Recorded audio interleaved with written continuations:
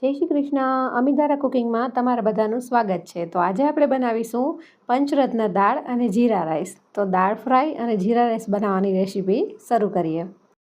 મિત્રો, દાળ છે એ પ્રોટીનથી રીચ હોય છે. તો અહીંયા મેં 5 જાતની અલગ અલગ દાળ છે અને મિક્સ કરીને સાફ કરીને લીધેલી છે.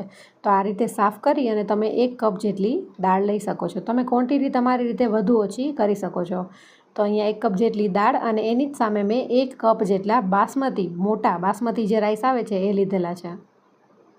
તો આ બંનેને આપણે 3-4 પાણીથી સારી રીતે ધોઈ લેશું અને ત્યારબાદ આપણે એને પલાળવાના છે.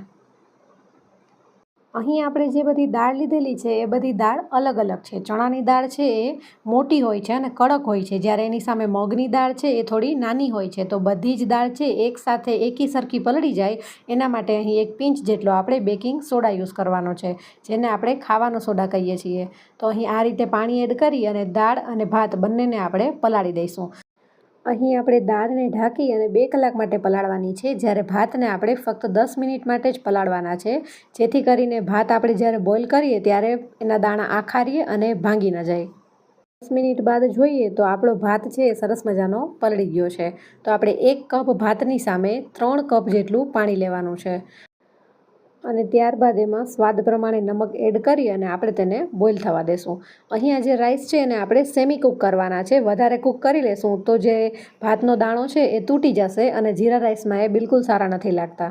જીરા રાઈસમાં થોડા એવા અધકચરા ચરેલા જ ભાત સરસ લાગે છે. તો અહીં 10 મિનિટ બાદ જોઈએ તો આપણા રાઈસ છે એ સરસ મજાના ચડી ગયા છે. તો હવે આપણે એને આ રીતની એક ચાળણી રાખી અને એમાં નિતારી લઈશું. ભાત થોડા એવા ઠંડા થાય ત્યારબાદ આપણે એક પેન લઈ અને એમાં રાઈસનો વઘાર કરી લેશું. અહીંયા મેં મીડિયમ ફ્લેમ પર એક જાડા તળિયાનું વાસણ રાખી દીધું છે, જેમાં મેં ચોખ્ખું 1 મોટી ટેબલ સ્પૂન જેટલું ઘી લીધેલું છે. રાઈસને હંમેશા ઘીમાં વઘારો તો એનો ટેસ્ટ છે એ ખૂબ જ સરસ આવે છે. આ રીતે ઘી થોડું એવું ગરમ થાય એટલે 1 ચમચી જેટલું જીરું એમાં એડ કરી દેશું અને જીરાને સારી રીતે સાતળી લઈશું. અને જીરાની સાથે આપણે ભાત છે એ ઠંડો ના પડે એના માટે થઈને થોડી એવી હિંગ ઉમેરી દઈશું. 1 ચમચી જેટલી હિંગ ઉમેરી ત્યારબાદ આપણે બધા જ રાઈસ છે એને આની અંદર એડ કરી દઈશું. અહીંયા આપણે ધ્યાન રાખવાનું છે કે હળવા હાથે જ રાઈસને એડ કરવાના છે અને હળવા હાથે જ તેને મિક્સ કરવાના છે, જેથી જે ચોખાના દાણા છે એ આખા જ રહે. તો તમે જોઈ શકો છો 10 જ મિનિટમાં બની ગયા છે આપણા સરસ મજાના જીરા રાઈસ. અને આ રીતે તમે એમાં ધાણાભાજી એડ કરી અને એને ગાર્નિશ કરી શકો છો.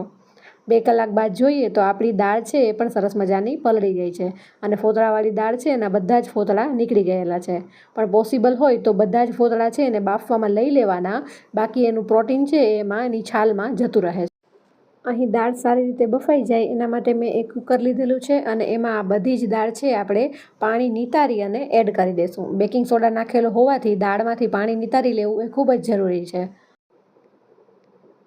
આ રીતે બધી જ દાળ કુકરમાં એડ કર્યા બાદ આપણે એમાં 3 કપ જેટલું પાણી એડ કરી દઈશું. પાણી એડ કર્યા બાદ એમાં સ્વાદ પ્રમાણે નમક નાખી દઈશું અને થોડી એવી હળદર નાખી દઈશું, જેથી કરી નમક અને હળદર છે એ દાળમાં સારી રીતે ચડી જાય. જો કુકરમાંથી વધારે પડતી દાળ છે એ ઉભરાઈ અને બહાર આવતી હોય તો આ સમયે તમે એમાં 1 ચમચી જેટલું ઘી પણ એડ કરી શકો છો, જેથી કરીને કુકરમાં છે પાણી ઉભરાશે નહીં. અહીં બધી જ અલગ અલગ દાળ હોવાથી આપણે એમાં 5 વિસલ કરી લેશું. અહીંયા બધી જ વિસલ થયા બાદ કુકર ઠરી ગયું છે. તો ઢાંકણ ખોલીને જોઈએ તો આપણી બધી જ દાળ છે એ સારી રીતે ચડી ગઈ છે. જો આ સમયે તમને દાળ વધારે થીક લાગતી હોય તો તમે આમાં પાણી એડ કરી શકો છો. મને અહીંયા દાળ થોડી થીક લાગે છે, જેથી કરીને હું ઉપરથી 1 કપ જેટલું પાણી એડ કરી દઈશ. તમે લોકો થીક દાળ ખાતા હોય તો પ્રમાણમાં દાળ પરફેક્ટ છે. આ રીતે પાણી એડ કરી અને આપણે બધી દાળને મિક્સ કરી લઈશું. હવે આ દાળ માટે આપણે વઘાર તૈયાર કરીશું, જેના માટે એક પેનમાં મેં 2 મોટી ચમચી જેટલું તેલ લીધેલું છે. તેલ થોડું એવું ગરમ થાય ત્યારબાદ એમાં જીરું એડ કરી દઈશું. 1 ચમચી જીરું એડ કરી જીરું સારી રીતે સતળી જાય એટલે થોડી એવી હિંગ નાખી દઈશું. હિંગ નાખ્યા બાદ 4-5 જેટલા નંગ મેં મીઠા લીમડાના લીધેલા છે. અહીં 1 ઇંચ જેટલો આદુનો ટુકડો અને 4 થી 5 નંગ જેટલા લસણની આ રીતે પેસ્ટ કરી લઈશું અને એને પણ વઘારમાં એડ કરી દઈશું. અહીં લસણનો કાચો સ્વાદ ના આવે એ માટે આપણે એને સારી રીતે મિક્સ કરી લઈશું. ત્યારબાદ 2 લીલા મરચાંના આ રીતે નાના ટુકડા કરી લીધેલા છે, એને પણ આપણે વઘારમાં એડ કરી દઈશું. પંચરત્ન દાળ છે એ થોડી એવી સ્પાઇસી જ સરસ લાગતી હોય છે, તેથી તમે એમાં આદું, લસણ, મરચાં એ બધું સારી માત્રામાં લઈ શકો છો. ત્યારબાદ અહીં 1 નંગ મોટી ડુંગળીને મેં આ રીતે બારીક સમારેલી છે, તેને પણ આપણે આમાં એડ કરી દઈશું.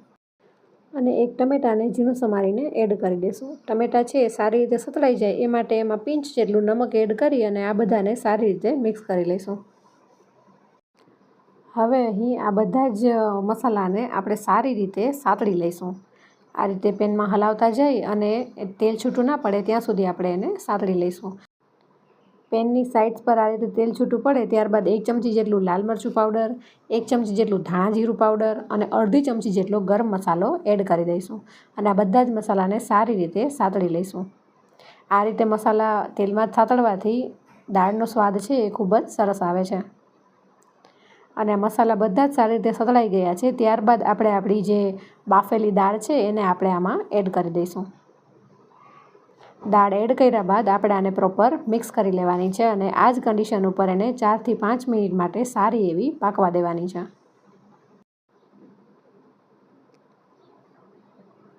5 મિનિટ બાદ જોઈએ તો બધી એવી દાળ છે એ સારી એવી પાકી ગઈ છે અને એમાં આપણે અડધું લીંબુ સ્ક્વીઝ કરી દઈશું. અને ત્યારબાદ હોટલ જેવો ટેસ્ટ આપવા માટે થોડી એવી કસૂરી મેથી લઈ અને એને આ રીતે હાથેથી મસળી અને દાળમાં એડ કરી દઈશું. કસૂરી મેથીનો સ્વાદ છે એ દાળમાં ખૂબ જ સરસ લાગતો હોય છે.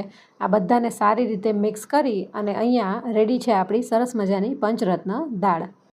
અહીં આ દાળને થોડી એવી ક્રીમી બનાવવા માટે તમે 1 ચમચી માખણ કે પછી 1 ચમચી ઘીનો પણ યુઝ કરી શકો છો. તો હવે આપણા દાળ અને રાઈસ છે એ સર્વ કરવા માટે એકદમ તૈયાર છે. તો આ રીતે એક પ્લેટમાં આપણે રાઈસને સર્વ કરીશું. તો એકદમ છૂટા છૂટા એવા સરસ મજાના આપણા જીરા રાઈસ તૈયાર છે. અને આ રીતે ધાણાભાજી ઉપરથી એડ કરી અને એને ગાર્નિશ કરીશું. તો આવી જ અવનવી વાનગીઓ જોવા માટે અમારી ચેનલ અમિધારા કુકિંગને લાઇક કરો, શેર કરો અને સબસ્ક્રાઈબ કરો.